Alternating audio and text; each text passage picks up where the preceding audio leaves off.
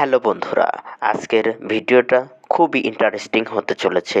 কারণ আজকে আমরা এই ভিডিওতে শিখব আমরা যে ঠিকানায় যখন বাস করি সেই ঠিকানাকে ইংরেজিতে কী বলে। চলুন শিখে নেওয়া যাক। ঘর, হাউস, বাড়ি, হোম, মহল্লা, কলোনি, গ্রাম, ভিলেজ, ডাকঘর, পোস্ট অফিস, ইউনিয়ন, উপজেলা, সাব ডিস্ট্রিক্ট, পৌরসভা, মিউনিসিপ্যালিটি, জেলা, ডিস্ট্রিক্ট, বিভাগ, ডিভিশন, দেশ, কান্ট্রি।